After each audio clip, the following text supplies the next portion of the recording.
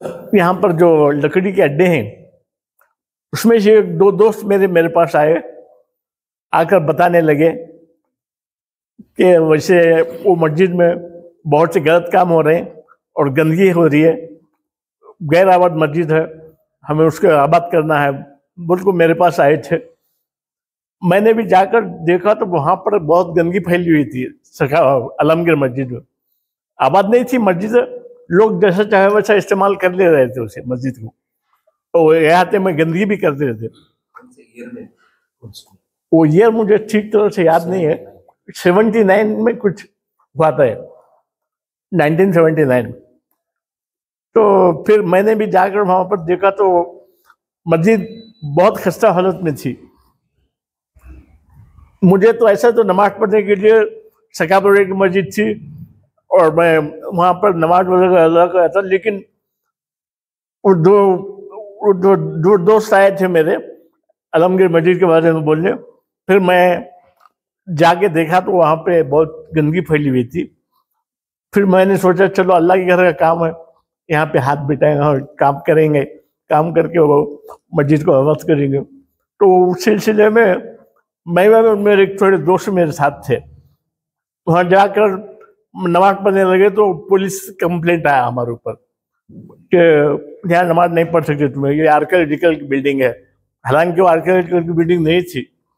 फिर उसके बाद पुलिस स्टेशन में मुझे जाना पड़ा, वहाँ से उनको नो ऑब्जेक्शन सर्टिफिकेट लेना पड़ा, वक्फ में जाना पड़ा, आर्कियोलॉजिकल में जाना पड़ा।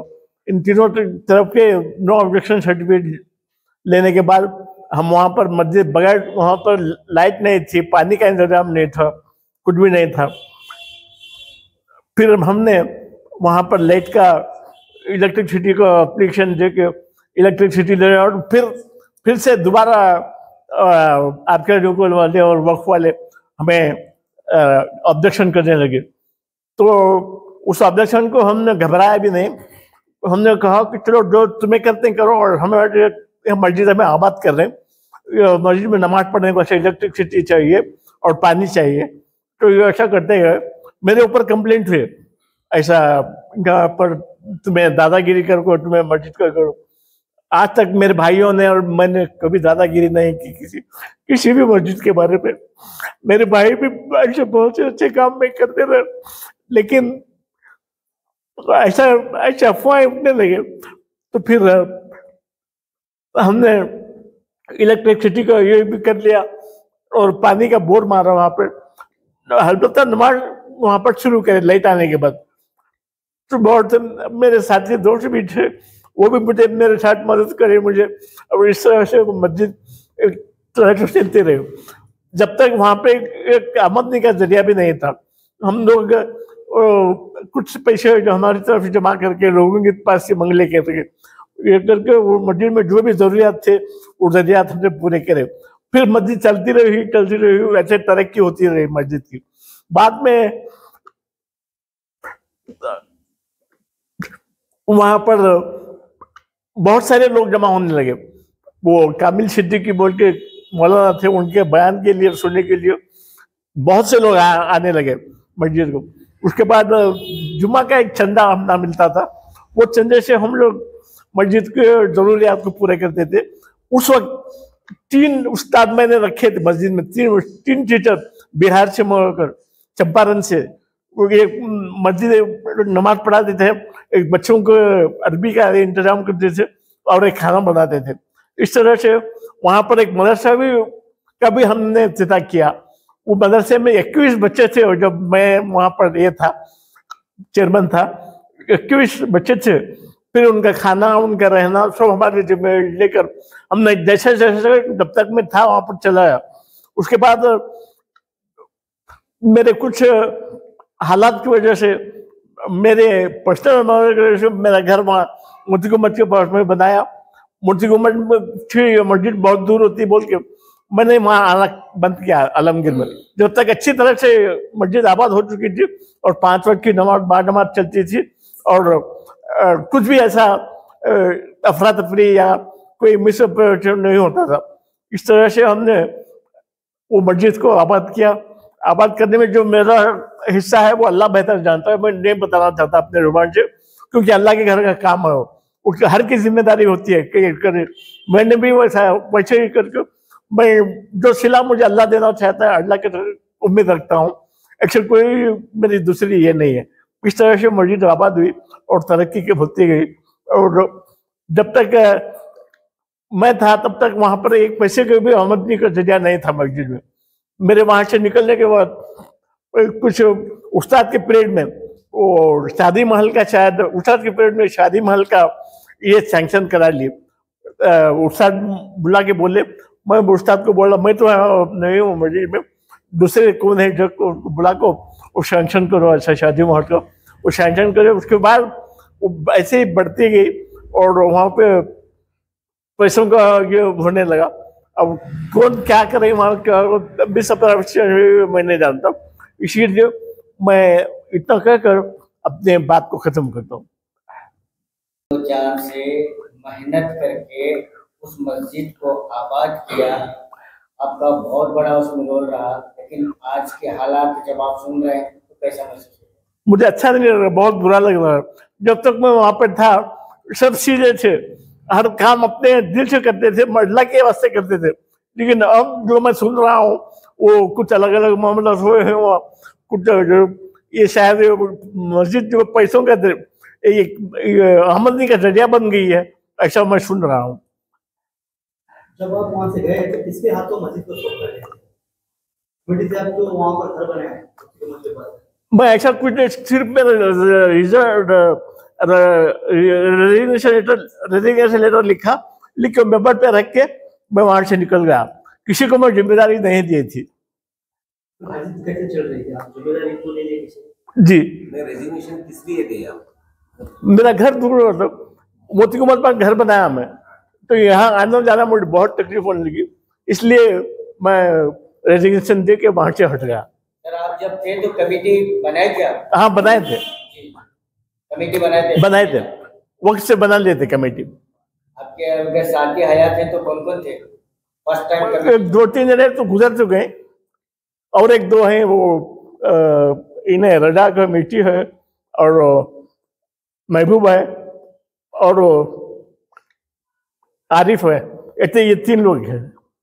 जैसे आपके साथ में कमेटी में थे जी, मिलती और आरिफ वगैरह आपके पहले कमेटी में थे आपके साथ? हाँ थे तो, हाँ।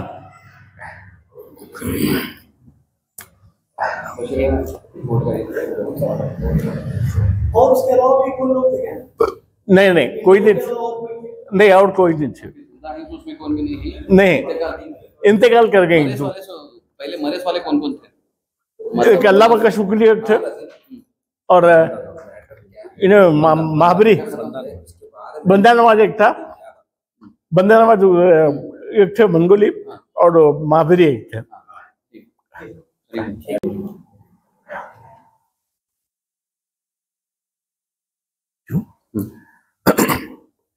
औज़ु बिल्लाहि मिनश शैतानिर रजीम, बिस्मिल्लाहिर रहमानिर रहीम।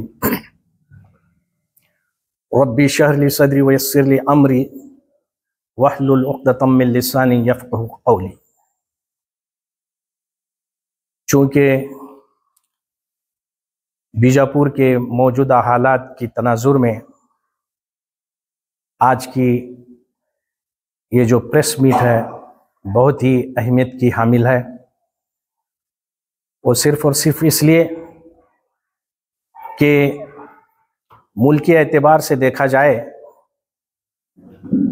तो हमारे इस अज़ीमुश्शान मुल्क हिंदुस्तान में आज मुसलमानों की हालत बहुत खस्ता से खस्तातर होती जा रही है। कई सारी इसकी वजूहात हैं। हमारी अपनी लापरवाहियाँ, मुसलमानों में इंतशार, क़ियादत का फ़ुक़दान, तालीम से दूर, अल्लाह और अल्लाह के रसूल की तालीमात से दूर, इन सारी वजूहात के बिना पर मैं समझता हूँ कि हम अल्लाह की नाराज़गी का ज़रिया बन चुके हैं और आज तरह तरह के मज़ालिम हम पे ढाए जा रहे हैं। इसके साथ ही आज हमें देखना है कि हम अपने आप में कहाँ तक एक सच्चा मुसलमान बनकर अल्लाह और अल्लाह के रसूल के हिदायत के मुताबिक ज़िंदगी गुजार रहे हैं। हमें अपने आप पर भी गौर करना है, सोचना है और समझना है। हमारी हालत आज ये हो गई है कि अच्छी चीज़ को हम अपना तो लेते हैं, मगर किसी काम में अगर आजमाइश हो अल्लाह की तरफ से तो हम उससे किनारा कश हो जाते हैं।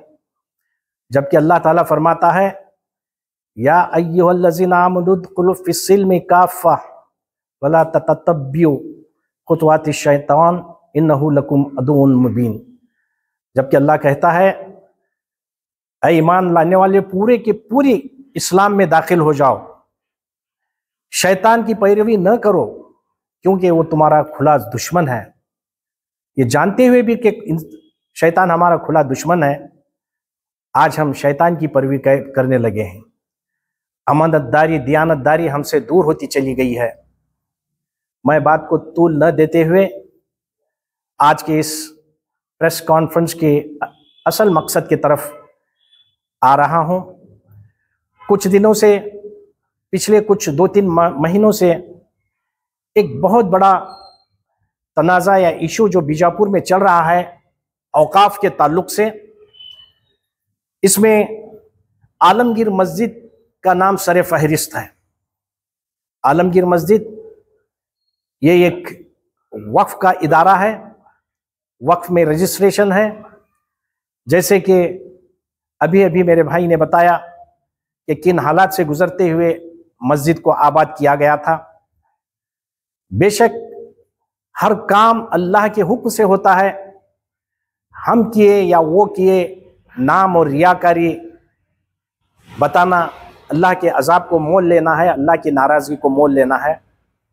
अल्लाह ताला जिससे चाहता है काम लेता है। नाम कौन आबाद किए, कौन मेहनत की, बताने की ज़रूरत नहीं।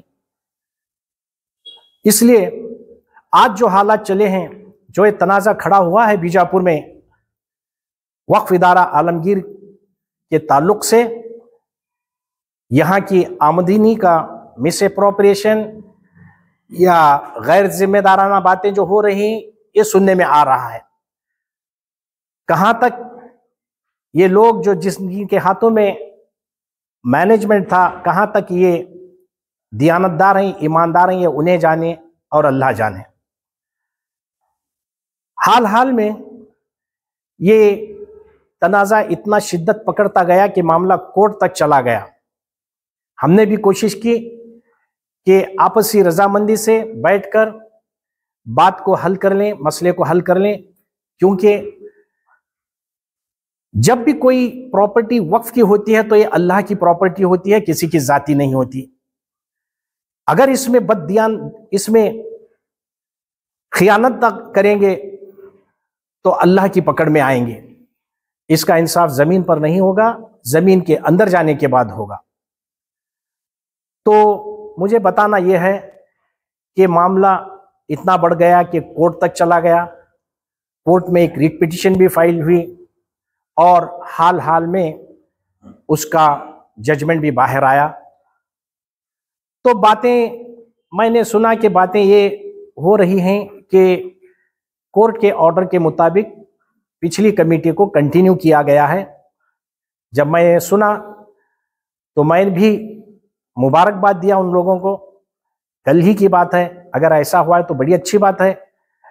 आप दियानतदार हैं, अमानतदार हैं, अच्छी तरह से करके अल्लाह के को मुंह बताना है। इस तरह से बातें हुई। उसके बाद कुछ बहुत ही अहम जिम्मेदारान हजरात से मेरी मुलाकात हुई, जैसे हमारे अजीम हैं और कोई इनके साथी हैं। उन्होंने मेरे पास आकर कहा कि भैया कोर्ट का ऑर्डर ऐसा है, इसका मतलब थोड़ा समझाइए। तो उस वक्त तक मैं देखा भी नहीं था कोर्ट का ऑर्डर। कल शाम ही मैंने कोर्ट का ऑर्डर देखा, इसकी गहराई से इसको पढ़ा, कानूनी नुकात को देखा। देखने के बाद मैं एक नतीजे पर आया। उनसे कहा कि इसका इंटरप्रिटेशन इस तरह का होता है। तो उन्होंने कहा कि भैया ये जजमेंट के बारे में इसका खुलासा आप कीजिए, तो मैंने भी मुनासिब समझा, सिर्फ इसलिए कि हो सकता है इस जजमेंट को गलत तरीके से इंटरप्रेट करके हमारे ही अपने भाई जो ऑलरेडी इस मैनेजमेंट में हैं वो कोई गलत कदम न उठाएं। वो शायद समझ रहे थे कि उनकी कमेटी को कंटिन्यू किया गया है। हो सकता है इल्मी एतबार से उनकी नासमझी हो। इस नासमझी के नतीजे में अगर कोई और वो कदम उठाए तो कानून के पकड़ में न आए, इसलिए मैं अपनी राय देना जरूरी समझा। तो आज मैं इसीलिए आपके सामने हाजिर हुआ हूं कि जो कोर्ट का जजमेंट हुआ है उसका क्या मतलब है।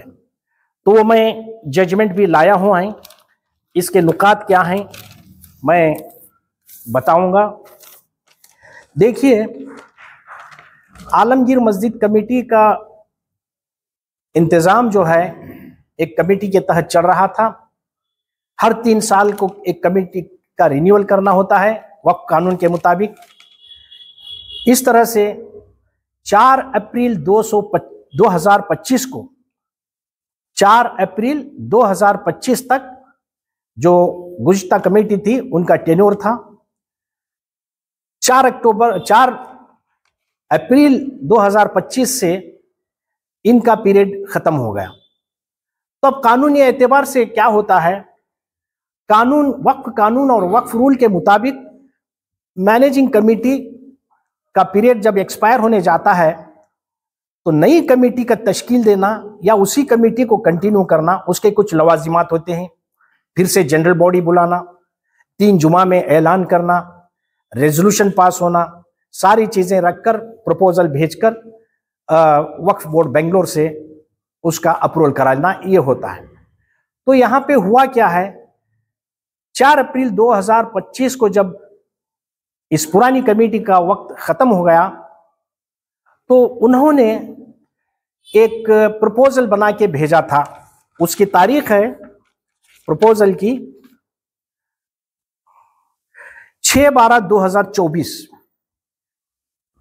जैसे कि 4 अप्रैल 2025 को इनका पीरियड खत्म हो गया, 6 दिसंबर 2024 को एक जनरल बॉडी बुलाई गई और रेजोल्यूशन पास किया गया। उस रेजोल्यूशन के मुताबिक एक रिकमेंडेशन लेटर कि हमारी ये कमेटी को अप्रूवल कराएं, इस तरह से एक लेटर लिखकर डिस्ट्रिक्ट वक्फ एडवाइजरी कमेटी की तरफ से बेंगलुरु को भेजा गया। वो लेटर है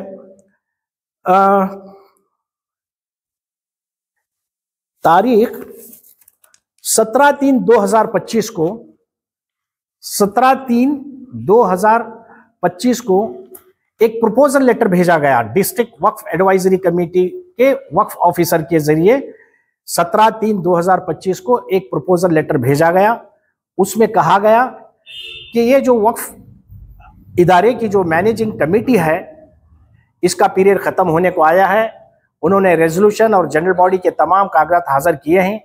इस तरह से कमेटी के अप्रूवल के लिए ये प्रपोजल भेजा गया है, लिहाजा इसको कंसीडर करके आप कुछ ऑर्डर पास करें। इस तरह से एक प्रपोजल भेजा गया, मगर सुनने में आया कि यहां कुछ अफरा तफरी हुई है, मिस अप्रोप्रिएशन हुआ है, इसके कुछ एलिगेशंस हुए हैं। इस तरह से तारीख 13/10/2025 को वक्फ कर्नाटका स्टेट बोर्ड ऑफ वक्फ के जानिब से केयर टेकर अपॉइंटमेंट का एक ऑर्डर हुआ। केयर टेकर यानी उस इदारे की देख रेख करे। एक बात कानूनी नुक्ता यहां पे मैं ये और बताता चलूं, वक्फ कानून 1995 और 2013, साथ ही साथ कर्नाटका वक्फ रूल 2017 के मुताबिक जब भी कोई कमेटी का मैनेजिंग कमेटी का पीरियड खत्म होता है उसके बाद कोई खास ऑर्डर पास करने की कोई जरूरत नहीं। वक्फ बोर्ड हो या डब्ल्यूएसी हो, किसी को एक खास ऑर्डर पास करने की जरूरत नहीं। और कोर्ट यही बोलता है, on the affairs of the waqf institution shall automatically vest with the Waqf officer.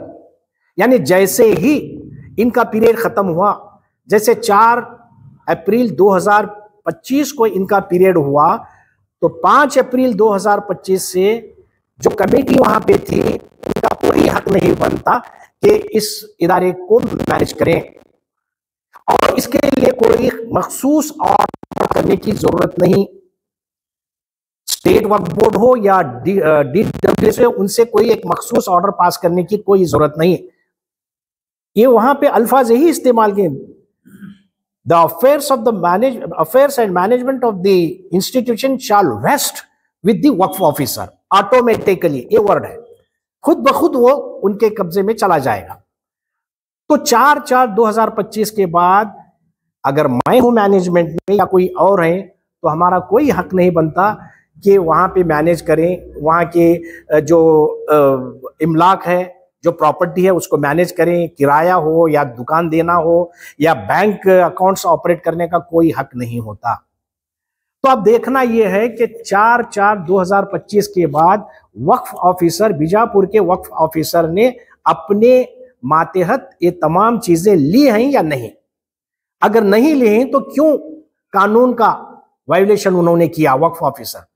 अगर ली हैं तो उसके बाद जैसे कि कहा जा रहा है कि जो मैनेजिंग कमेटी है वो किराया भी वसूल कर रहे हैं, मैनेज भी कर रहे हैं और सारी चीजें बैंक अकाउंट्स भी ऑपरेट कर रहे हैं, तो किस ताल्लुक से, किस हैसियत से ये काम हो रहे हैं, इसकी जवाबदार मैनेजिंग कमेटी भी होगी, वक्फ ऑफिसर भी होगा, वक्फ बोर्ड भी होगा। तो इसकी, और जहां तक मैनेजिंग कमेटी का ताल्लुक है, वक्फ एक्ट में कहीं भी, पूरे वक्फ एक्ट में कहीं भी मैनेजिंग कमेटी का जिक्र नहीं है। अलबत्ता मैं सुपरवाइजिंग कमेटी है, ये जो है मैनेजिंग कमेटी नहीं, सुपरवाइजिंग कमेटी। हाँ, साथ ही साथ सेंट्रल एक्ट, वक्फ जो है सेंट्रल हमारी मरकजी हुकूमत का बनाया हुआ कानून है, इसके साथ डायरेक्टिव ऑफ स्टेट पॉलिसीज के मुताबिक हर स्टेट को यह हक है कि अपने तौर पर रूल्स बना लें। इसी तरह से कर्नाटका वक्फ रूल 2017 के मुताबिक एक वक्फ मैनेजमेंट कमेटी का वर्ड वहां पे उन्होंने लिखा है। जहां तक मेरी महदूद मालूमात है, वक्फ रूल को भी मैं चैलेंज कर रहा हूं जो बनाए गए हैं कर्नाटका स्टेट से। मैनेजिंग कमेटी की जगह सुपरवाइजिंग कमेटी का वर्ड इस्तेमाल करना चाहिए था, क्योंकि मैनेजमेंट और सुपरविजन में बहुत बड़ा फर्क है। सुपरवाइजन सिर्फ देख रेख करना, मैनेजमेंट यानी उसके तमाम अखराजात का लेन देन का करने का नाम मैनेजमेंट होता है। तो इस ताल्लुक से चलते चलते मामला यहां तक आया कि एक writ petition 200338 of 2025 Karnataka high court Gulbarga के बेंच में डाली गई। इसके पिटिशनर हैं आलमगीर मस्जिद एंड सरकारी बेगम रोजा committee represented by it's president Abdul Rashid son of Latif साहब। तो यहां से मैं शुरू करना चाहूंगा, जबकि 4/4/2025 को कमेटी का वजूद खत्म हो गया। जब कमेटी का वजूद खत्म हो गया तो इनका डेजिग्नेशन भी खत्म हो गया। सबसे पहले ये टाइटल जो डाले हैं ये भी गलत है। इसलिए गलत है कि रिप्रेजेंटेड बाय इट्स प्रेसिडेंट, ना कोई प्रेसिडेंट रहा ना कोई मेंबर रहा 4/4/2025 के बाद। तो इनको कोई हक ही नहीं है कि रिट पिटीशन ला, और ये रिट पिटीशन मेंटेन नहीं होती। जहां तक मेरा इंटरप्रिटेशन है, वो कैसे मेंटेन नहीं होती वो भी मैं बताने जा रहा हूं कानूनी एतबार से। जब इन्होंने ये रिट पिटीशन डाला तो इसमें 2 ग्राउंड्स पर रिट डाले गए, रिट ऑफ मैंडेमस और writ of certiorari. Writ of mandamus यानी कोई चीज करना या न करना, जैसे स्टे जो लेना है उसको मैंडेमस के एतबार से देखा जाता है। रिट ऑफ सर्टियोररी जो है किसी एडमिनिस्ट्रेटिव और डिपार्टमेंट के ऑर्डर को क्रैश करना रिट ऑफ सर्टियोररी में आता है। ये रिट ऑफ सर्टियोररी डाले हैं। तो अभी रिट ऑफ सर्टियोररी भी मेंटेन होता है या नहीं होता है वो भी तो देखना है। वक्फ एक्ट के मुताबिक मैनेजिंग कमेटी कॉन्स्टिट्यूट करना या प्रॉपर्टी को मैनेज करना, ये सारे का सारा काम वक्फ बोर्ड का है। ये कमेटी को अप्रूवल करना या नई कमेटी की तश्कील देना, ये भी काम वक्फ बोर्ड का है। जो काम जिस डिपार्टमेंट का होता है कोर्ट उसमें इंटरफेयर नहीं करती। यहां पे ये जब रिट डाला गया है तो इसमें पूछा क्या गया है, रिलीफ क्या पूछा गया है, वो मैं आपके सामने बता रहा हूं। To issue the writ in the nature of statutory to quash the impugned order dated 13/10/2025 being order number KSBA CMC 6 VJR 2526 passed by the respondent number 2 marked as Annexure A. Respondent number 2 यानी Chief Executive Officer of Waqf board, ये chief executive officer ने एक order pass किया था। Allegation जो इन पर जो इल्जामात लगाए गए थे, इसका मिसमैनेजमेंट, मिस अप्रोप्रिएशन जो भी हो, ये जो एलिगेशन किया गया था उसके तनाजुर में सीईओ चीफ एग्जीक्यूटिव ऑफिसर ने एक ऑर्डर पास किया था ये तारीख को 13/10/2025 को कि ये केयर टेकर के हैसियत से वक्फ ऑफिसर को अपॉइंट किया जाए। तो उसके बाद जैसे ही ऑर्डर पास हुआ वक्फ बोर्ड के जानिब से, तो ये रिट पिटीशन फाइल होगी इस ऑर्डर को चैलेंज किए। यहां पे ये इसलिए मेंटेन नहीं होता कि जब वक्फ बोर्ड की तरफ से ऐसा ऑर्डर केयर टेकर का अपॉइंटमेंट हुआ है तो कोई ना कोई उसमें बात होगी। उन्होंने बताया भी है कि एलिगेशंस आए हैं मिस अप्रोप्रिएशन के, इसी के तनाजुर में सीईओ चीफ एग्जीक्यूटिव ऑफिसर ने केयर टेकर अपॉइंट किया है। और ये जो है एक्सक्लूसिवली वक्फ बोर्ड का राइट है। ये राइट में कोर्ट इंटरफेयर नहीं होते, वो इसलिए कि कानून के मुताबिक ये पावर बोर्ड को है। फिर भी उन्होंने ये चैलेंज किया। दूसरा जो है to issue the writ of mandamus and consider the representation dated 23/10/2025 made by the petitioner which is enclosed annexure B and to declare the committee as per the recommendation of the respondent number 2 void its recommendation letter marked as Annexure C and। तो ये भी जो prayer है बिल्कुल गलत है। एक declaration पूछा है उन्होंने, यानी वक्फ बोर्ड जो कमेटी है उसको लीगलाइज करने के लिए कोर्ट को पूछा जा रहा है, जबकि कोर्ट को ऐसा करने का कोई पावर नहीं है। ये जो पावर है, जैसे कि मैंने कहा था कि वक्फ बोर्ड को है पूरे इंक्वायरी के बाद ये मैनेजिंग कमेटी या सुपरवाइजिंग कमेटी कॉन्स्टिट्यूट होती है। तो ये प्रेयर्स जहां तक मेरी समझ का ताल्लुक है, ये प्रेयर्स के मुताबिक ये रिट मेंटेन नहीं होती। इसमें पूरा डिस्कशन किया गया है, यानी वक्फ का रिकमेंडेशन लेटर, बीजापुर के वक्फ बोर्ड से एक रिकमेंडेशन लेटर 17/3/2025 को एक रिकमेंडेशन लेटर गया है। वही उसमें यह लिखा गया है कि ये जो वक्फ इदारा है इन्होंने जीबी मीटिंग बुलाई, रेजोल्यूशन पास किया और फिर एक मर्तबा इन्हीं मेंबर्स को इलेक्ट करके हमारे पास रेजोल्यूशन भेजा गया। इसको लिहाजा वक्फ ऑफिसर की तरफ से वक्फ बोर्ड को गया है। उसके बाद जब एलिगेशन वहां पे पहुंचे तो वक्फ बोर्ड के स्टेट बोर्ड ने एक केयर टेकर अपॉइंट किया है। यह केयर टेकर को चैलेंज करने के लिए इन्होंने रिट डाला है। इस रिट में पार्टी बनाई गई है वक्फ ऑफिसर बीजापुर और चीफ एग्जीक्यूटिव ऑफिसर बेंगलुरु, वक्फ बोर्ड स्टेट वक्फ बोर्ड बेंगलुरु। इन्होंने अपने ऑब्जेक्शंस में पूरी तरह से लिखा है। वक्फ बोर्ड बीजापुर का DWAC वक्फ ऑफिसर जो हैं अपने ऑब्जेक्शन में ये लिखा है कि कुछ मिस अप्रोप्रिएशन और यहाँ पे गलत कामें हुए हैं, इसलिए इनको कंटिन्यू नहीं कर सकते, ऐसा ऑब्जेक्शन उन्होंने डाला है। जबकि एक लेटर में, कौन सा लेटर, ये तारीख जो मैंने अभी बताया 17/3/2025 को, कि इन्होंने नहीं रेकमेंड किया है कि इस कमेटी को अप्रूवल करने के लिए आप नजरसानी करें।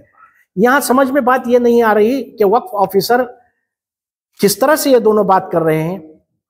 ये किसमें एक लम्हे में तो ये बता रहे हैं कि ये वक्फ कमेटी जो मैनेजिंग कमेटी है इसको अप्रूव किया जाए, और जब कोर्ट में हाजिर होते हैं तो बोलते हैं कि इनमें मिस अप्रोप्रिएशन है। मिस अप्रोप्रिएशन अगर होता तो तुम भेजे ही क्यों रिकमेंडेशन को?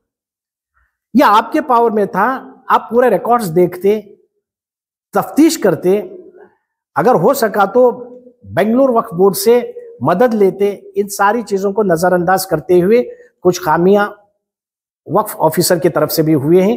वो बेहतर जाने, वो जानबूझ शऊरी तौर पर हुए हैं या लाशऊरी तौर पर हुए हैं, मुझे मालूम नहीं, मगर जो यहाँ पे एक ऑर्डर में जो है मैं वो बता रहा हूं आपको। इसके बाद इन्होंने ऑब्जेक्शन भी डाला वक्फ के तरफ से, वक्फ बोर्ड, स्टेट वक्फ बोर्ड की तरफ से भी ऑब्जेक्शन डाली गई और डिस्ट्रिक्ट वक्फ ऑफिसर बीजापुर की तरफ से भी डाली गई।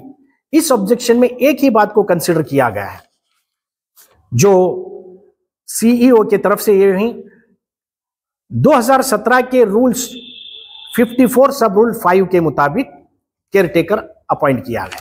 अब ये 54 है क्या, कब अपॉइंट कर सकते हैं, कब एडमिनिस्ट्रेटर अपॉइंट कर सकते हैं, कब केयरटेकर अपॉइंट कर सकते हैं, उसकी कुछ वजाहत होनी चाहिए।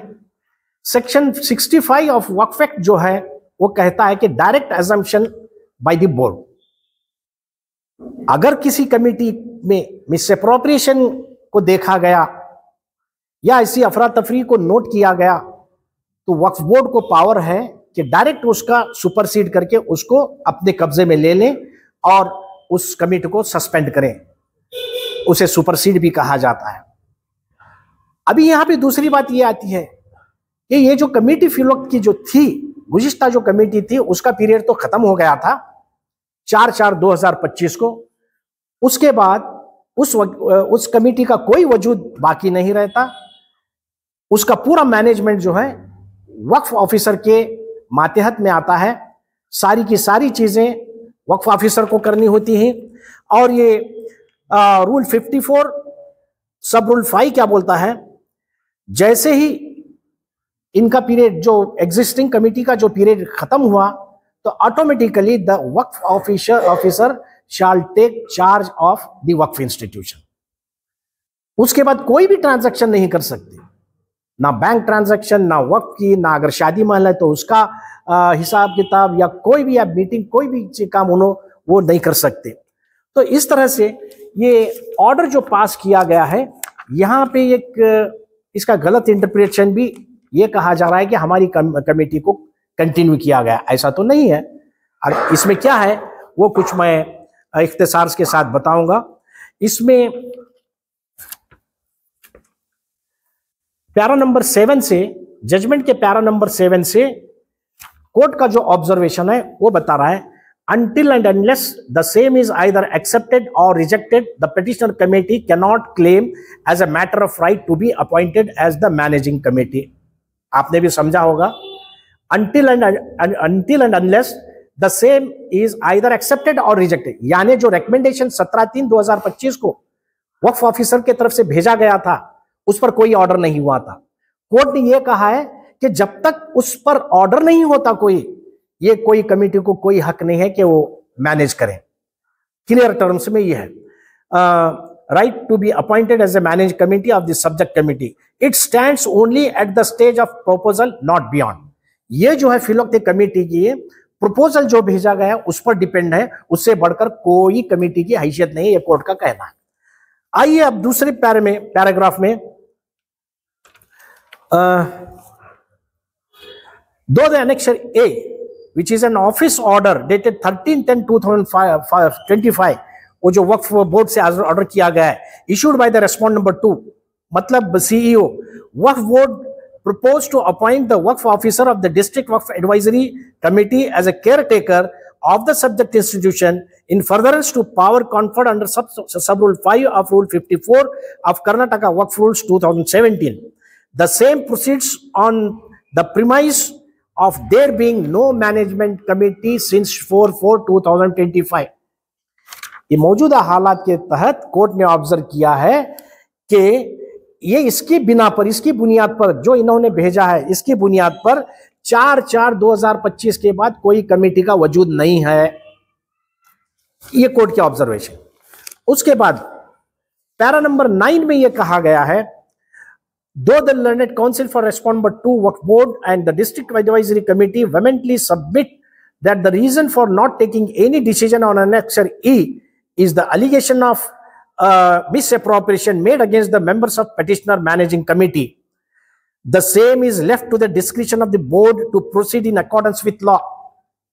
यहां पे इसमें कहा गया है, ये रिट में उन्होंने ये पूछा है कि जो वक्फ बोर्ड के जो ऑफिसर, चीफ एग्जीक्यूटिव ऑफिसर ने जो केयर टेकर का ऑर्डर पास किया उसको रद्द किया जाए और हमारी कमेटी को बहाल किया जाए। मगर कोर्ट ने क्या किया है, the same is left to the description of the board. ये कोर्ट के पावर में नहीं है, किसी को अपॉइंट करना, किसी को निकालना कोर्ट के पावर में नहीं है। ये जो है वक्फ बोर्ड के इख्तियार में है। वक्फ बोर्ड के इख्तियार में जाए तो वक्फ बोर्ड किस तरह से अपॉइंट करेगी, तफ्तीश होगी, इंक्वायरी होगी। जैसे एलिगेशन आए हैं, एलिगेशन करने वालों को बुलाया जाएगा, वो क्या एलिगेशन, ऑडिट देखा जाएगा, सारी चीजों के तफ्तीश के बाद अगर हर काम से मुतमईन है तो कंटिन्यू होगी उनकी ऑफिस, वरना किसी और कमेटी की तश्कील दी जाएगी। तो क्लियर टर्म से याद है कि same is left to the description of the board. इन्होंने जो ऑर्डर मांगा है कोर्ट की तरफ से, ये कोर्ट नहीं दे सकती। पैराग्राफ नंबर 10 में क्या कहा गया है, without adverting to the same the present petition is disposed of, directing the respondent number 2 Waqf board to consider the communication forwarded by the district Waqf officer at annexure E and pass appropriate orders one way और the other within an outer limit of 30 days from the date of receipt of copy of this order. It is made clear that the respond number 2 Waqf board shall also personally hear the district Waqf officer before taking any decision in the matter. बहुत अहम paragraph है ये। इसमें court ने ये बताया है कि इन्हें सारी चीजों की बुनियाद पर ये जो रिकमेंडेशन जो भेजा गया है, जो डिस्ट्रिक्ट वक्फ एडवाइजरी कमेटी की जानिब से पीछे की जो कमेटी को बहाल करने के लिए जो रिकमेंडेशन भेजा गया है, उस रिकमेंडेशन पर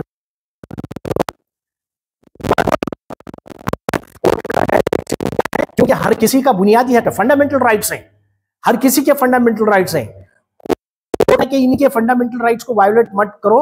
इन्होंने रिकमेंड है वक्फ बोर्ड, बीजापुर के वक्फ बोर्ड से उसको देखा जाए, परखा जाए, किया जाए।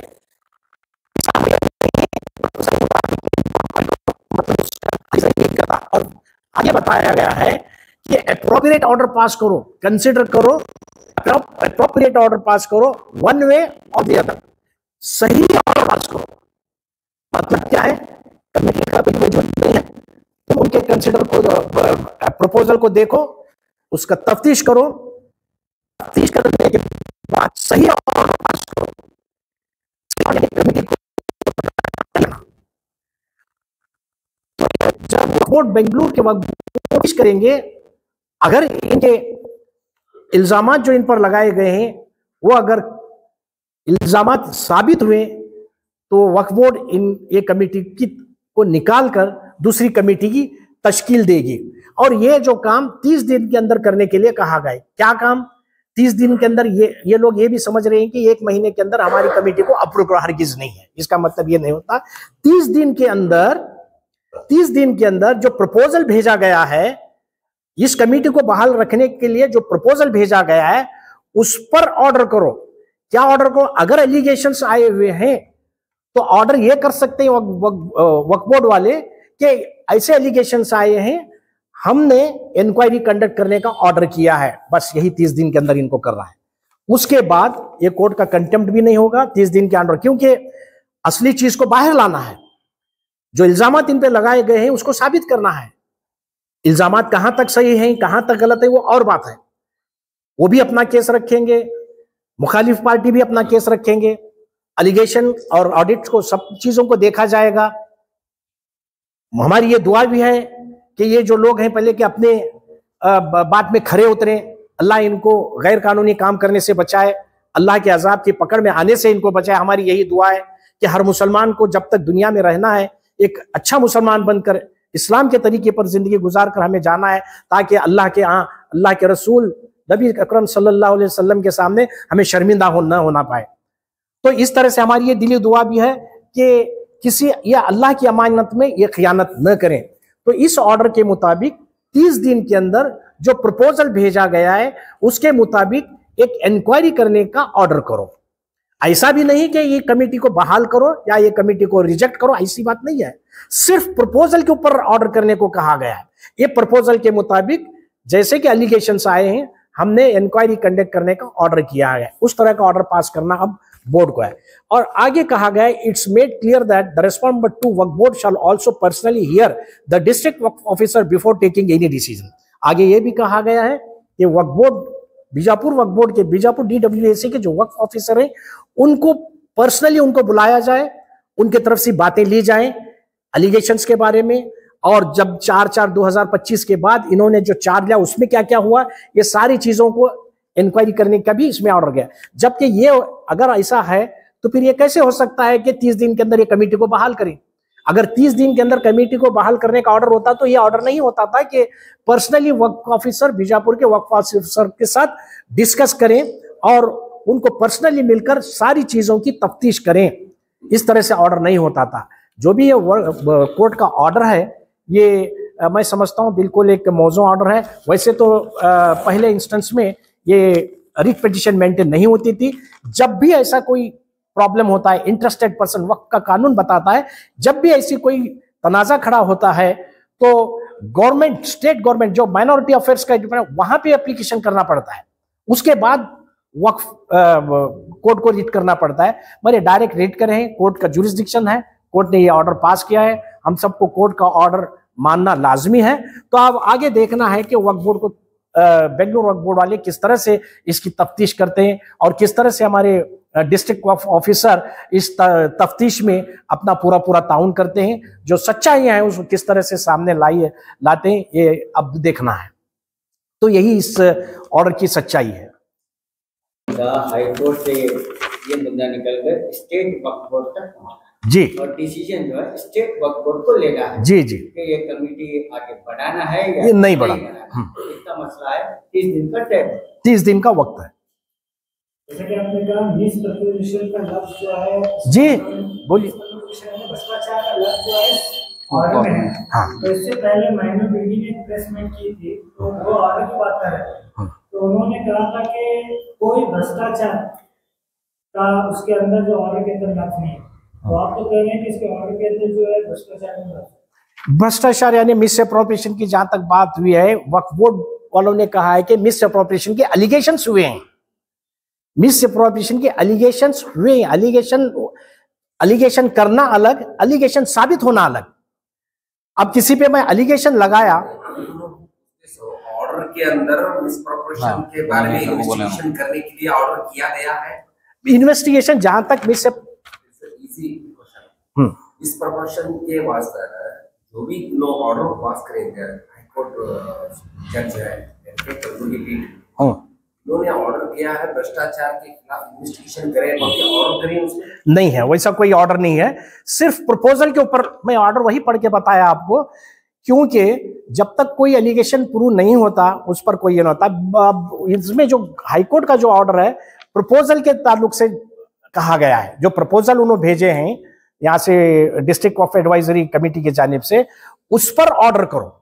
उस पर ऑर्डर करने की जब ऑर्डर किया जाएगा तो एक इंक्वायरी कमेटी बनाई जाएगी, वक्फ को छोड़ा हुआ, वो इन्वेस्टिगेशन करे, वो यानी कि दोनों को भी ये रखते हुए इन्वेस्टिगेशन कर तुम क्या करते वो तुम्हारे इसको छोड़े। बिल्कुल बिल्कुल डिसीजन यस, बिल्कुल आर्गुमेंट में उन्होंने अपने बताया है।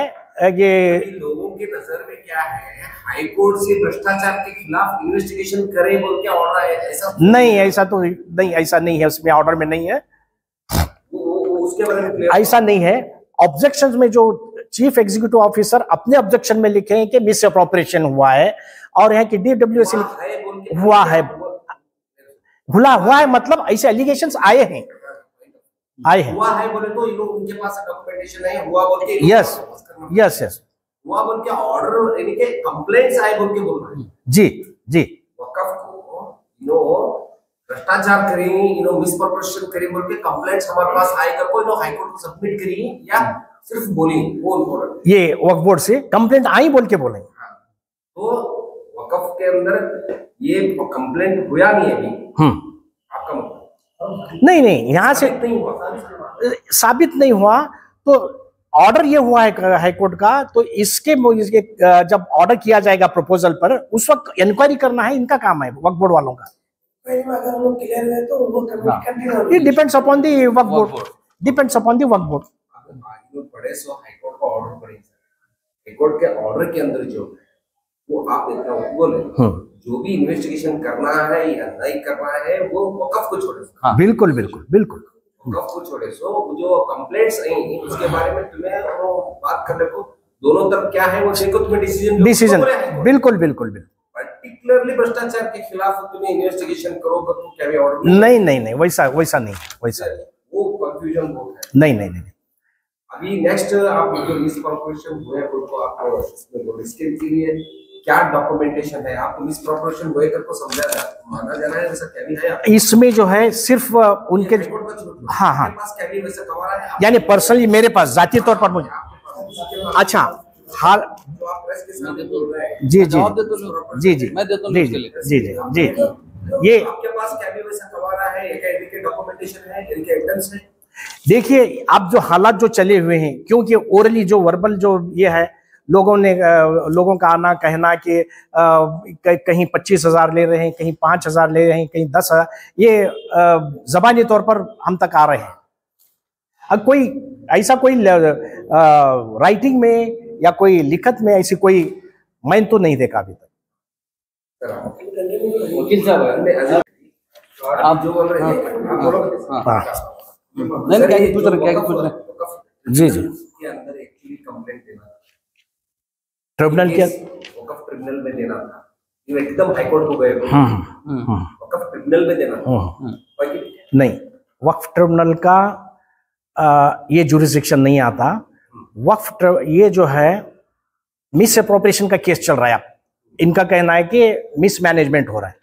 ये मिस मैनेजमेंट का डायरेक्ट वक्फ में जाएंगे तो वक्फ एक्सेप्ट नहीं करेगा, ट्रिब्यूनल एक्सेप्ट नहीं करेगा। ये जो है जब कमेटी तश्कील देने का वक्त आता है तो ऑब्जेक्शन पूछते हैं, जनरल नोटिस, पब्लिक नोटिस दी जाती है। किसी का ऑब्जेक्शन है क्या यही कमेटी को बहाल करने के लिए या कोई नई कमेटी बनाने के लिए आपका कोई ऑब्जेक्शन है क्या, बोल तो ऑब्जेक्शन पूछा जाता है।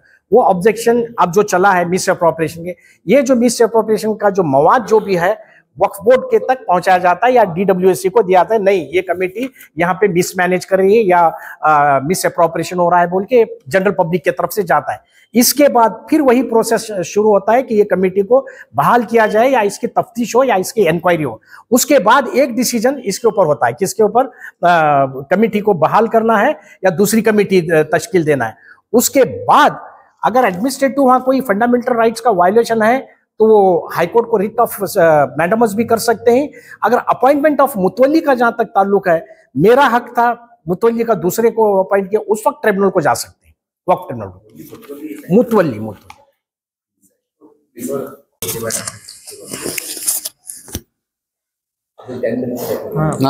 कवर करते लो तुम नहीं, मेरे दो एलिगेशन है, प्रूव भी करते हो इंशाल्लाह। अब पूरी चीज़ें जो है नहीं तफसीली और लीगल जो भी पॉइंट्स थे बशीर भैया, और मस्जिद की जो आबादी से लेको अब तक जो एक निज़ाम चला था उसके बारे में बताएं। अब मिसप्रोप्रिएशन का जो एलिगेशन है उसके बारे में डिस्कशन कर रहे थे। मैं तुम्हारे वास्ते एक एविडेंस लाइस है कि बोले कि तो मैं दूसरे के जैसा मुझे कौन भी बुलाए तो मैं बिना होमवर्क करके आको बैठ को जो है नहीं अपनी एक जमात को रिप्रेजेंट नहीं करता। मैं अब तुम्हारे कैमरे को थोड़ा काम लगाना चाहता हूँ। ये वक्फ बोर्ड के ऑफिस में जो है ना उन्हें जीबी मीटिंग करको उन्होंने ये करको देते हैं, इतने लोग हाजिर हैं, इतने लोगों की जो है नी मौजूदगी में हमें जो है नी कमेटी के बारे में ये तुम्हारे पास ये वक्फ बोर्ड ऑफिस से जो है नी मैं सर्टिफाइड लेस है। ये 2021 का है और ये 2024 का है। मैं दोनों का अभी काम तुम्हें दिखाता हूँ, क्या दिखाता हूँ मैं दे देता हूँ। अब सबसे मोटा काम जो है नी 2021 में क्या करते हैं उन्होंने, जितने जो मेंबर्स वहां मौजूद थे वो 40 लोग थे। अब यहाँ 40 लोग, वो 40 नंबर तक ओपन कर। अब तुम ना पूरे पेपर तुम्हें जो है ना स्कैन करको मैं तुमने ये मेंशन करको दे रहा हूँ कि हर पेज को जो लोगों के नंबर है, सीरियल नंबर मेरा एलिगेशन और प्रूफ के साथ में। हाँ, जो लोग यहाँ 40 लोग जो 2021 में है, 2024 में भी जो है ना 40 तक जो लोग हैं, नहीं 40 तक या 45 तक यहाँ जो नंबर है नी वो सीरियल नंबर के लोग जो है ना 2021 में भी मौजूद हैं, 2024 में भी मौजूद हैं। लेकिन उन्होंने और एक बहुत बड़ी गलती क्या कर रहे हैं, मेरा एलिगेशन इससे पहले भी जो था, देखो तुम ना सिर्फ पैसा की लेन देन से तुम्हें जो है ना मस्जिद के कामा में गलत कामा कर रहे कर नहीं। जीबी मीटिंग के बारे में मेरा एलिगेशन था, आज प्रूफ भी तुम ना और दूसरा प्रूफ भी दे रहा हूँ। तुम्हें 40-45 लोग जब एक 2021 और 2024 में आ रहे हैं तो सेम सीरियल नंबर के साथ में बैठे, एक वो इत्तेफाक हो सकता। लेकिन बड़ी गलती तुम्हें वो कॉपी करने के तरीके जो है नहीं तुमने सिखाना चोरी करने के। तुम्हें गलती क्या करें, 2021 में जो है नहीं एक आदमी सिग्नेचर करता, 2024 में जो है नहीं उसके नाम के आगे थंब लगाते हैं। ये एलिगेशन विथ प्रूफ, हाँ मैं एविडेंस नहीं तुमना जो है नहीं बिना एविडेंस के नहीं बोल रहा, ये तुमना पेपर देता हूं। ये हुआ एक कॉन्सिडेंट ऐसा हुआ, सिग्नेचर हुआ, 2021 में सिग्नेचर होता, 2024 में थंब लगता, 2024 में सिग्नेचर होता, 2021 में थंब लगता। वो सेम नाम, वो सेम सीरियल नंबर है, लेकिन थंब और सिग्नेचर मैं तुमना आदो को ये नामा है। सीरियल नंबर 1 में जो है नहीं तनवीर उकली है, ये पहला नाम। हाँ सिग्नेचर का आदमी का नाम क्या है? तनवीर उकली, इनकी सिग्नेचर 2021 में अलग है, 2024 में अलग है। वहां दिखा एक नंबर को, हाँ दिखा ये। उसके बाद में दूसरा हबीबुल्लाह कन्नूर, हबीबुल्लाह कन्नूर का मैं मार करे से, हाँ यहाँ पे भी है, इनके भी जो है नहीं यहाँ देखो यहाँ पे सिग्नेचर चेंज है।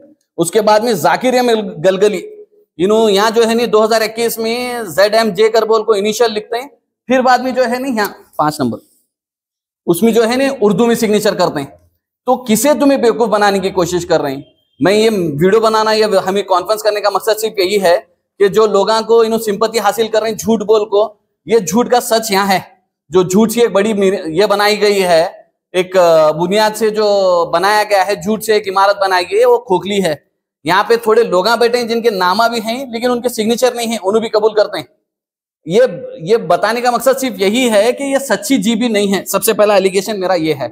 दूसरा, और एक मैं परसों उनकी न्यूज जो सारे लोग तुम्हें थे उन्होंने तुम्हारे सामने एक एविडेंस पेश करे कि हमें जो है 25 दुकाना है, 25 दुकाना के बारे में जो है 25 दुकाना के जरिए से जो है 50 घरा का जो है ये चल रहा क्या।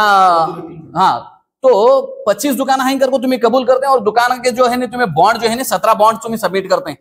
और 2021 के बाद में 2024 में 11 महीने का रिन्यूअल जो है तुम्हें क्यों नहीं करे, ये भी जो है मेरे पास एविडेंस है। 17 दिखाएं यहाँ जो तुम्हारे सामने बोले 2000 जो है 25 दुकान ही कर को बता रहे हैं। तो 2021 में भी वो दी, तो 17 दी, 2025 में भी 24 में जो है 17 बॉन्ड तुम्हें दी, 24 में भी वही थी, वो सेम दी। इन्हों जो है देखो कॉपी पेस्ट करते गए हर जगह, यहाँ सपट रहे। मेरी सिर्फ यही 8 दुकाना है, 8 दुकाना का हिसाब किताब ना वक्त में है ना उनके पास, उनके मुंह से है। अब उन्होंने हिसाब किताब में दिखाना। और एक सब में बड़ा ब्लंडर उन्होंने और क्या करें, एक इंटरनेट एक्सपेंस, एक उन्हें ऑडिट रिपोर्ट दी। ये ऑडिट रिपोर्ट का तुम्हारे पास मैं एविडेंस के साथ में दे रहा हूँ। ऑडिट रिपोर्ट में जो है ना उन्होंने इंटरनेट एक्सपेंस में बीजापुर के कौन सी भी अगर तुम्हें बड़ा अगर ऑफिस वाला भी अगर उन्हें ईयरली प्लान ले रहा तो 20,000 25,000 रुपए के ऊपर का, 40-50,000 के ऊपर का जो है 100 MPPS 200 MPPS के ऊपर की लाइन नहीं लेता। लेकिन इन्हों जो है 2,31,000 2,61,000 2,93,000 जो है 4 साल एक्सपेंस दिखाएं, इंटरनेट एक्सपेंस। अब इनके ऊपर एलिगेशन में अभी ओरल कर रहा हूं मैं, राइटिंग में जो है इनसे मैं ऑडिट में लेता हूं। तो ये सब चीजें तुम्हें छुपाने की जरूरत क्या पड़ रही है। और एक सबसे बड़ा तुम्हारे सामने एक हमारे रिप्रेजेंटेटिव तुम्हारे सामने एक जवाब दिए। क्या जवाब दिए कि प्रेसिडेंट कहाँ नहीं कर को शायद तुम ही सवाल करे थे, यूसुफ भाई सवाल करे थे, प्रेसिडेंट बीमार हैं, उनके पैर बहुत ये हैं कर बोले। कल का एक वीडियो है मेरे पास, फोन मेरा फोन कहाँ है, नीचे रहेगा, फोन में मैं वीडियो कराए से। अब तुम्हें न्यूज वाले जो है तुम्हारी एक जिम्मेदारी है, तुम्हारी एक जिम्मेदारी है कि तुम्हें यहाँ से जैसे ही तुम्हें खत्म करते नहीं, ऐसे इनामदार को उनका ऑप्टिकल शॉप है, उनके पास जाओ, उन्हें दुकान में ही क्या नहीं वो तुम्हें चेक कर लो। अगर एक बीमार आदमी प्रेसिडेंट मस्जिद के ऊपर जब एलिगेशंस लग रहे हैं तो उन्होंने अपने आप को डिफेंड करने नहीं आ सकते, लेकिन उनके धंधे को जो है नहीं उन्होंने जा सकते हैं। तो ऐसे बहुत सारी चीजें हैं, अगर मैं उनकी गलतियां पकड़ने बैठा तो। अब प्रेसिडेंट को हमें ओवर द फोन भी अगर मैं बात करने की कोशिश करेंगे तो उन्हें जवाब नहीं दे रहे। और एक उनकी बड़ी गलती क्या कर रहे हैं, एक दुकान के जो शॉप्स का उन्होंने डिपॉजिट ली, उनके लेटर हेड पे एक ऑप्टिकल्स उनका दुकान का ये है, उसके ऊपर जो है सील सिग्नेचर जो है इसकी प्रेसिडेंट की और इसकी लगा को उन्होंने दे रहे हैं। तो ये सारी चीजें जो है आपको नजर नहीं आ रही क्या? मिसप्रोपरेशन के एलिगेशंस को प्रूव करने के लिए इससे ज्यादा एविडेंस की तुमना में जरूरत नहीं लगता। मैं लोगों की आंख खोलना चाह रहा हूँ कि ये लोग जो झूठ बोल रहे हैं और एक डर का एक माहौल एक पैदा कर रहे हैं उन्होंने क्या कर रहे हैं कि जो लोग तुम्हारा साथ दे रहे हैं, अगर कोई भी इसके खिलाफ बोल रहे हैं तो उनको इंडिविजुअली फोना कर रहे हैं, उनके आसपास वाले को फोना कर रहे हैं, फोना कर को धमका रहे हैं। धमकाना और कैसा धमकाना है, एक तुम्हारे मसलक के नाम से जो है ना तुम ना बदनाम कर रहे हैं, दूसरा जो है ना वो मसलक के साथ में उन्हें फिर रहे हैं, कई को फिर रहे हैं, उनको क्या वो मसलक जुड़े क्या कर बोल के उन्हें फोना कर रहे हैं। तो ये लोगों को जो जिम्मेदार है उनकी तरफ से बात कर रहे हैं, उनके लिए एक ही नसीहत है कि तुम्हें जो भी चीजें तुम्हें आको उनको डिफेंड कर रहे हैं तो सच और झूठ तो तुम्हें तहकीक करो, थोड़ा होमवर्क करो, उसके बाद में जाकर तुम्हें उनके साथ में अगर खड़े रहे तो क्या भी ऑब्जेक्शन नहीं है। अजीम सर, अभी आपने ये आरोप लगा रहे हैं, तो परसों जो है कमेटी वालों ने प्रेस मीट करके खुलेआम लोगों को दावत दी है और उन्होंने जो है पूरी तरह से जो घंटियां हैं बंद कर हमें भी बताया है कि अगर किसी को शक है तो पूरा इसमें डॉक्यूमेंट्स पूरी तरह से अपडेट हैं। हमारी कमेटी में भ्रष्टाचार नहीं हुआ है, जो भी आते हैं देख सकते हैं, ये आपको उन्होंने दावत दी है। दावत दी है नहीं, आप जाकर देखेंगे। मैं कभी भी उन्होंने मुझे अभी देखो दावत नहीं, इसके ऊपर पूरा एलिगेशन करना है और क्या क्वेश्चन पूछना है, एक बार हमारे कैमरे सामने छोड़ दे तो साहब मैं तुम ना 10 बातें नहीं करता। इन्हों जब ये कमेटी जब उन्होंने रेजोल्यूशन हाईकोर्ट तक उन्होंने गए, डिबेट ऑन द बोल एक मिनट मैं तैयार हूँ, टीम तुम्हारी जो है बेशक तैयार हैं, बेशक तैयार हैं। नहीं तुम ना, मैं ये बताना चाह रहा हूँ, मैं बीजापुर के अवाम को ये समझाना चाह रहा हूँ, मीडिया वालों को भी ये समझाना चाह रहा हूँ, इनकी झूठ की बुनियाद को जो है नहीं उन्होंने सारी मस्जिद की कमेटी चला रहे हैं, मस्जिद की कमेटी जो चला रहे हैं उन्होंने सच की बुनियाद को अगर उन्होंने चलाते तो मुझे अफसोस नहीं था। इन्होंने 2021 और 2024 में जीबी मीटिंग का ये करते हैं, जो लोगों के नामा जो इन्होंने ये कर रहे हैं उस पर सिग्नेचर उन्होंने डिफरेंट करते हैं, तो झूठी मीटिंग। दूसरा तुम्हारे एलिगेशन, तुम्हारे 25 दुकाना का तुम्हें कबूल करते हैं, 17 दुकाना का तुम्हें जो है नहीं बॉन्ड करके देते हैं। तीसरा सबसे बड़ा जो है नहीं तुम्हारे जिम्मेदार जो है बीमार हैं करके तुम्हें बोलते हैं, उन्होंने अपने बिजनेस चलाने के लिए तंदुरुस्त हैं, लेकिन मस्जिद के ऊपर जो भी इल्जाम आ रहे हैं, उनके ऊपर जो भी इल्जाम आ रहे हैं, लेकिन उन्होंने डिफेंड नहीं कर सकते। तो ये मेरा क्लियर उनके ऊपर एक मैसेज है, मैं एलिगेशन भी नहीं लगा रहा हूं, उनको मैसेज है कि तुम्हारे अगर गलतियां हुई तो तुम्हें अल्लाह से माफी मांग लो, हम तुम्हारे से जो है नहीं बहस नहीं करना चाह रहे, लेकिन तुम्हें झूठ से जो है नहीं अपनी मस्जिद की कमेटी को नको चलाओ। मैं एलिगेशन में जो भी करना है मैं इनको करूं, बोर्ड को करूं, बोर्ड के ऊपर भी एलिगेशन अगर वो उन्होंने भी अगर उनको रियाकारी दे रहे हैं तो उनके ऊपर भी जो भी कानूनी कार्रवाई करना है इसके लिए हमें तैयार हैं। इंशाल्लाह हमें इसके लिए जो भी लीगल बैटल करना है हम करते हैं। और आपको कब मालूम हुआ कि इसमें भ्रष्टाचार चला है, कमेटी पर इल्जाम लगा है? आप तो इतने सालों से जो है मस्जिद के बाजू में रहते हैं। देखिए, भ्रष्टाचार या इल्जाम जो मिसअप्रोप्रिएशन की बात है, ये जो लोगों में बातें चली आजकल, जो तनाज़ा चले हैं, उसके ताल्लुक से लग रहा है कि इतनी संजीदगी से, इतनी सीरियसली क्यों इल्जाम लग रहे हैं। हो सकता है इसमें कुछ मिसअप्रोप्रिएशन हो सकता, क्योंकि हम कई दिनों से वहाँ पे नहीं हैं, कई दिनों से हम मस्जिद की ना तो कमेटी में ना मस्जिद की। जब ये लोगों का कहना, जब एलिगेशन सामने आ रहे हैं पूरे के पूरे एन ब्लॉक सब लोग का कहना है कि यहाँ पे मिसअप्रोप्रिएशन हो रहा है, तो तब हमें भी लगा कि हो सकता है इसमें कुछ है, तो इंक्वायरी हो जाएगी। सारी चीजें कुछ हो सकता है। एक दिन आप मुकर्रर करें डेट, उस दिन डेट पे मैं मीडिया वालों को मैं दावत देता हूँ, अगर उन्होंने वक्त अगर तय कर रहे हैं, उन्होंने एक प्लेटफॉर्म बना रहे हैं, तो हम जो भी जिम्मेदार हैं हमें भी आते हैं, उन्होंने भी आते। लेकिन मैं एक चीज बोलना चाह रहा हूँ कि झूठ जो है, देखो तुम्हारे पेपर झूठे पेपर से ये नहीं खत्म होने वाला नहीं है। तुम ना प्रूव करना है तो सच्चे पेपर पेश करो। तुम्हें ऑफिस में जिससे तुम्हें रिन्यूअल कर रहे हैं वहां तुम्हें झूठे पेपर सबमिट कर रहे हैं। तो ऐसे कामों को आवाज उठाना, पब्लिक में इंतशार पैदा करना है या जागृत करना? हाँ, ये एक बहुत अच्छा सवाल करे कि किसी के चीजों को, जो गलत कामों को तुम्हें आवाज उठाना, अगर तुम्हें समाज में इंतशार पैदा करना, अगर बोल को अगर तुम्हारा एक गलत गुमान है तो ये गलत गुमान है।